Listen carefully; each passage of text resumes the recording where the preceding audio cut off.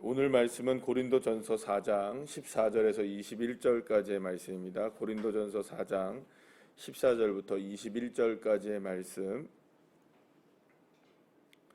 우리 다 같이 함께 합독하시겠습니다. 내가 너희를 부끄럽게 하려고 이것을 쓰는 것이 아니라 오직 너희를 내 사랑하는 자녀같이 권하려 하는 것이라. 그리스도 안에서 일만 스승이 있으되 아버지는 많지 아니하니 그리스도 예수 안에서 내가 복음으로써 너희를 낳았음이라. 그러므로 내가 너희에게 권하노니 너희는 나를 본받는 자가 되라. 이로 말미암아 내가 주 안에서 내 사랑하고 신실한 아들 디모데를 너희에게 보내었으니 그가 너희로 하여금 그리스도 예수 안에서 나의 행사 곧 내가 각처 각 교회에서 가르치는 것을 생각나게 하리라.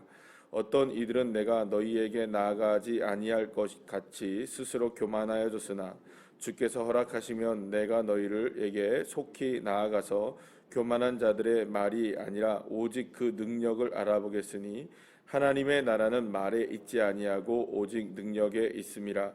너희가 무엇을 원하느냐? 내가 매를 가지고 너희에게 나아가랴. 사랑과 온유한 마음으로 나아가랴. 아멘. 할렐루야. 마태복음 7장에 보면은 마지막 날에 그 주님 앞에 선 많은 사람들의 모습을 우리에게 소개시켜주고 있는 장면이 나오게 됩니다.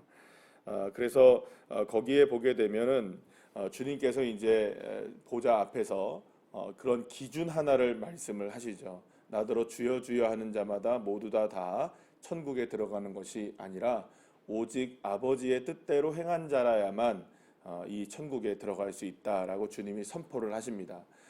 그 선포를 들은 많은 사람들이 그곳에 모여 있을 때에 그들은 어쩌면은 내가 이 천국에 들어가지 못하게 될 수도 있다는 사실에 굉장히 큰 충격을 받을 수밖에 없겠죠. 왜냐하면 모두가 다 당연히 어디 들어간다고 생각했으니까요. 하나님 나라에 천국에 다 들어간다고 생각했는데 하나님께서 주여 주여 하는 자마다 다 들어가는 게 아니다. 정말 이게 충격적인 말이 될 수 있는 것이죠. 여러분들 만약에 우리가 당연히 들어갈 수 있게 될 줄 알았는데 만약 못 들어간다. 그러면 여러분 얼마나 이게 큰 충격으로 다가오겠습니까? 그래도 다행스러운 거는 모든 사람들이 그런 생각을 할 겁니다. 만약 천국에 딱 가 있을 때 그래도 나는 하나님의 뜻대로 행한 자니까 이 문을 통과할 수 있을 거야. 이렇게 분명히 많은 사람들이 생각을 할 겁니다. 당연히 이제 들어갈 거라고 생각을 했었죠. 그런데 이 당연하게 생각했던 것들이 결코 당연한 것이 아니었기 때문에 사실은 문제가 되는 것입니다.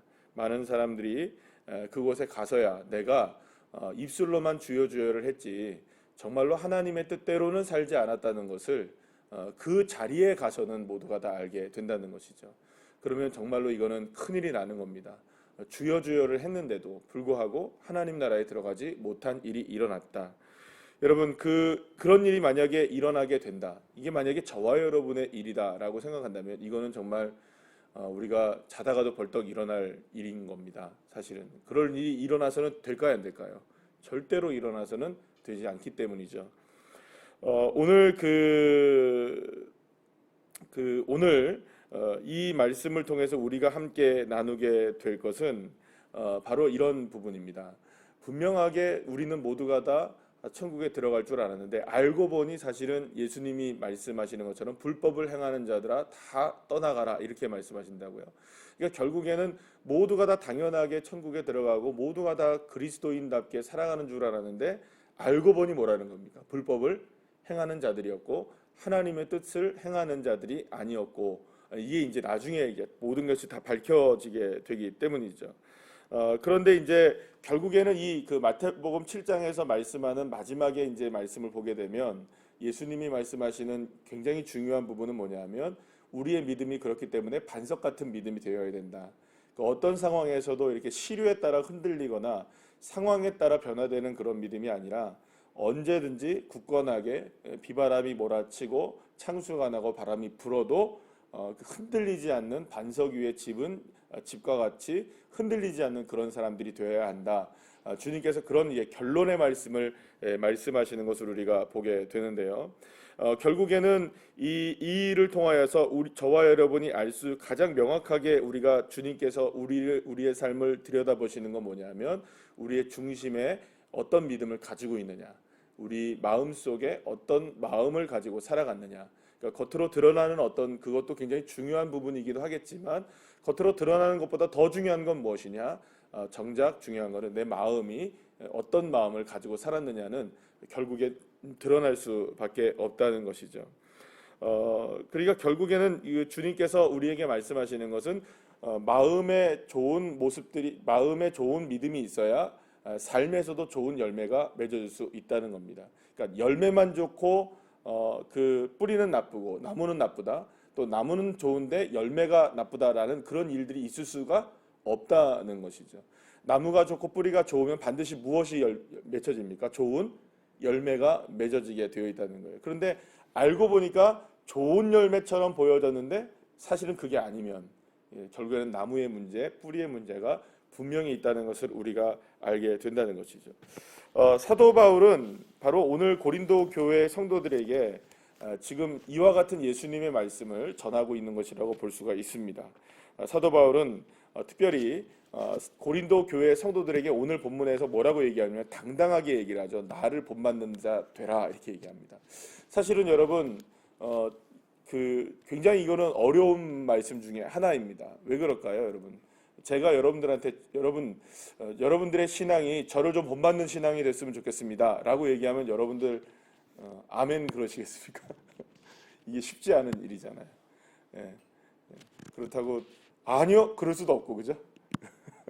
그러니까 이게 만약에 목사가 여러분들에게 제 신앙을 좀 본받으십시오 이렇게 당당하게 말할 수 있다는 것은 그냥 말할 수 있는 건 아닐 거 아니에요.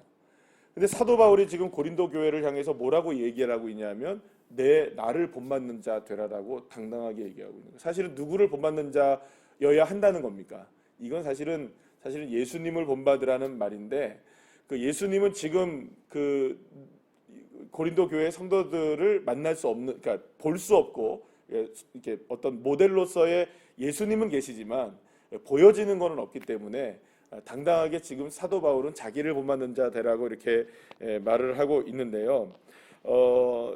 이 말은 결국엔 그러면서 뭐라고까지 얘기하냐면 내가 너희를 낳았다 이렇게까지 얘기를 해요. 그러니까 대단한 말을 하고 있는 겁니다. 그러면 이 말은 어떤 의미를 가지고 있는 걸까요? 그러니까 내가 그리스도 안에서 내가 너희들을 영적으로 낳을 만큼 내가 영적으로 너희들에게 참 본보기를 보였고 그만큼 지금 계속 앞전에서 얘기한 것처럼 사도 바울은 자신의 삶에 있어서 정말로 어떤 책망받을 만한 일을 한 것이 없고 자기가 지금까지 한 것은 그토록 수많은 고통을 당하면서도 끝까지 복음을 위해서 지금까지 살아왔던 그것이 있었기 때문에 당당하게 누구를 본받는 자 되고 누가 너희의 부모다라고까지 얘기를 했느냐, 낳았다고까지 얘기하느냐, 바로 사도 바울 자신을 본받고 내가 너희를 낳은 자들이 되었다라고 말하고 있는 것입니다.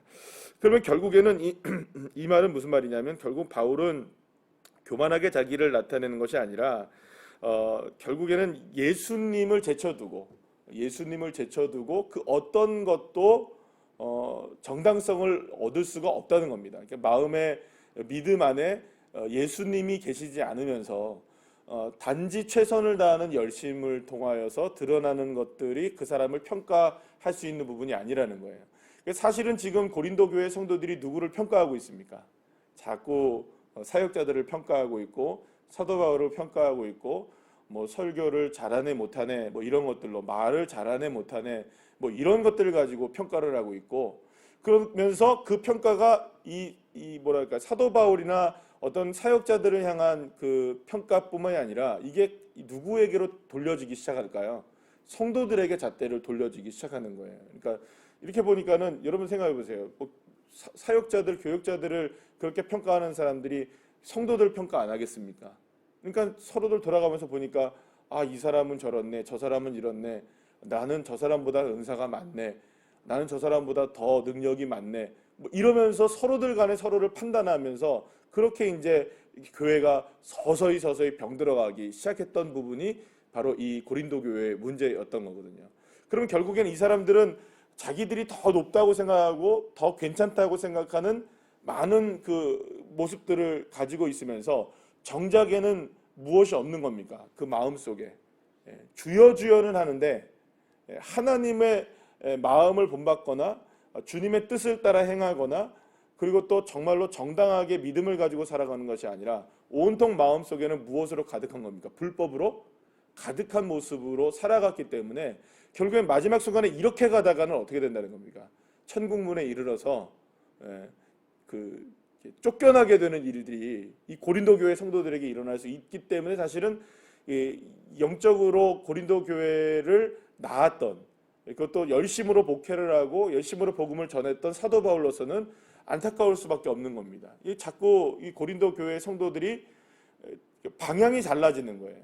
그러니까 모래 위에 지은 집처럼 그냥 화려하게만 집을 지으려고 하지 반석 위에 집을 지으려고 하는 이 믿음에 관한 싸움을 소홀히 하고 있었다는 거죠. 개인적인 믿음의 싸움. 그러니까 여러분, 저와 여러분이 늘 기억해야 하는 것 중에 하나는 뭐냐면 하나님의 나라는 말에 있지 않고 오직 능력에 있다라고 오늘 말씀하시는 이 말씀을 꼭 기억하시기를 축복합니다. 그러니까 우리에게는요, 정말로 그 어떤 상황이나 어떤 환경 속에서 어떤 말을 하고 어떤 이런 거 주고받는 모든 일들이 그것들을 우리가 통해서 우리가 때로는 판단을 하기도 하고 내가 판단을 받기도 하는 그런 여러 가지 상황들이 우리에게 있습니다. 그러나 그것들에 여러분들 너무 현혹되지 마시고요. 언제나 우리에게는 마음속에 계신 그 예수님을 향한 그 중심을 결코 놓치지 않아야 된다는 것이죠. 그러니까 사실은 어떤 부분에 있어서는 우리가 자꾸 판단되어지고 판단하게 되는 일들이 너무나 쉽게 우리에게 일어날 수 있다는 것입니다. 아, 저 사람이 이 일이 또 이것이 이런 것들이 계속해서 이것이 그런 건가? 이것이 그런 건가? 그러니까 자꾸 외적인 모습으로 보여지는 것들로 인하여서 우리가 판단되어질 때는 그것을 통하여서 우리가 굉장히 실수하게 되는 경우들이 많기 때문입니다. 그래서 오늘 그 본문에서 오직 하나님의 나라는 말에 있지 않고 능력이 있다라고 사도 바울이 이야기하는 것은 결국에는 이 말은요, 그리스도 때문에 사는 삶이라는 건 어떤 삶이냐? 말로 사는 것이 아니고 또 우리의 겉모습으로 사는 것이 아니라 하나님의 능력, 내 안의 중심에 과연 무엇이 있느냐, 이것을 가지고 살아가는 것이기 때문에 우리는 끝까지 어떤 삶을 살아야 되느냐, 반석 위에 집을 짓는 그런 믿음의 삶. 결국에는 우리의 중심을 날마다 우리의 마음을 날마다 다시 한번 깨우치고 점검하고 내 마음은 과연 어떤가. 그러니까 누군가가 어떤 상황을 판단하기 이전에 우리가, 그리고 또 그런 것들을 우리가 생각하기 이전에 먼저 내 마음은 좀 어떤가, 나는 정말 건강한가, 누구를 향해 손가락질을 하기를 전에 과연 나는 어떤가. 여러분들 너무 잘 아시잖아요. 손가락질하는 한 가지의 손가락은 상대방을 향하지만 나머지는 다 누구를 향하고 있습니까? 자기 자신을 향하고 있잖아요. 손가락이 다. 그러니까 누구를 바라봐야 되느냐, 무엇을 바라봐야 되느냐, 내 중심을 날마다 점검하는 사람이 되어야 된다는 것이죠. 그런 의미에서 사도 바울은 고린도 교회 성도들에게 나를 본받는 자 되라고 말씀하고 있는 것입니다. 사랑하는 여러분, 결국에는 이 그 사도 바울이 계속 평가를 받았던 그런 모습들이 사도 바울을 굉장히 아프게 했던 거죠. 계속 이 화려한 언변이나 여러 가지 화려한 모습들, 그런 것들에 사람들이 그 치우치고 있을 때 사도 바울은 정말로 그들을 위해서 기도하고 또 하나님의 뜻대로 그들이 살기를 원하고 예수 그리스도의 마음을 품고 살아가기를 원하는 그 마음들로 늘 언제나 기도했었는데 그거는 몰라주는 겁니다. 결국엔 그거는 몰라주는 거예요. 그래서 여러분, 어떠한 상황 속에서도 나는 누구 때문에 산다, 예수님 때문에 살고, 나는 어떤 그 사람들이 내게 다가오고 이렇게 나를 대해준다, 상황이 나를 이렇게 대해준다 할지라도 나는 내 마음에 예수 그리스도를 놓치지 않는 그런 믿음의 삶이 저와 여러분의 삶이 되어야 되는 것이죠. 그래서 그것이 어떻게 보면 바로 복음의 삶이라고 말할 수가 있습니다. 그러니까 사도 바울이 지금 고린도 교회를 향해서 이렇게 지금 이야기하고 있는 이 가운데 가장 핵심적인 이야기는 뭐냐? 지금 사도 바울도 지금 고통 가운데 있고요. 그러나 사실은 고린도 교회도 자기가 지금 사도 바울이 자기가 당하는 것만큼의 고통은 아니라 할지라도 어쨌든 지금 위기 가운데 있는 겁니다. 그러니까 겉모습으로 드러나는 위기가 아니라 진짜 위기는 어떤 위기라는 겁니까? 내적인 위기인 것이죠. 그래서 우리의 신앙의 건강함은 무엇을 통해서 드러나게 되냐면 결국에는 외적인 모습으로 여러분들 이게 드러나는 게 아닙니다. 이번에 여러분들 아시다시피 이만희가 구속이 됐잖아요. 그래서 어제 뉴스를 잠깐 보니까 또 구속이 적법하냐 이거를 갖다가 또 냈더라고요. 그런데 기각돼서 구속 적합하다 이렇게 났대요. 그래서 지금 원래는 신천지의 이론과 교리상 절대로 교주 이만희는 구속되면 안 됩니다. 그 사람은 구속되면 안 되게 되어 있어요. 절대로 안 되는 일입니다. 근데 지금 그들이 아무리 머리를 짜내도 아마 지금까지 한 얘기들이 많기 때문에 도저히 그거를 빠져나갈 수가 없을 거예요. 그럼 여러분 보세요. 신천지가 막 난리를 치고 정말 막 부흥을 하고 어마어마하게 막 한국 교회를 힘들게 만드는 그런 세력들이 될 때 우리 전부 다 힘들어했잖아요, 그죠? 힘들어했는데 결국엔 어떻게 되나요? 뿌리가 건강하지 않고 나무가 건강하지 않는데 아무리 좋은 열매가 맺어진다 할지라도 그게 열매가 맺어지는 걸까요? 그게 아니에요. 한국 사회에서 이단들은 언제나 그런 모습들이었습니다. 여러분들 보세요. 통일교 사실 최대의 이단이거든요. 그런데 문선명이 죽고 나서 지금도 뭐 몇십 년이 이렇게 흘렀는데도 불구하고 아직까지 건재한 것 같잖아요. 근데 썩어가고 있을 수밖에 없어요. 무너질 수밖에 없어요. 영원한 이단은 없다고요.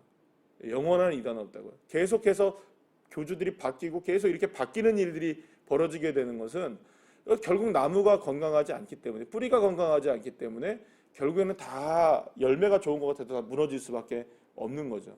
근데 여러분 이게 단지 이단의 문제만일까라는 것입니다. 우리의 신앙도 마찬가지죠. 우리가 쫓고 있는 신앙이 어떤 신앙인가? 우리는 저와 여러분이 정말 마음이 건강하고 믿음이 건강해지시기를 간절히 축원합니다. 그것이 외적으로 드러나는 것보다 더 중요한 것이 있다는 거예요.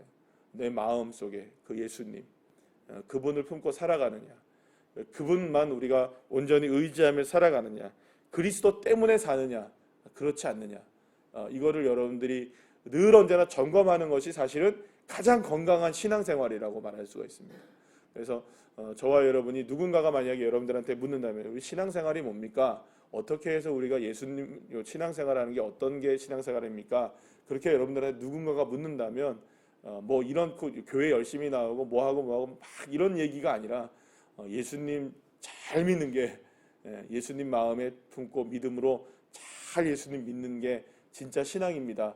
단순하게 얘기해 줄 수 있고 그렇게 따라갈 수 있는 저와 여러분들이 돼야죠. 그런 믿음의 사람들이 되기를 간절히 소망합니다. 기도하시겠습니다.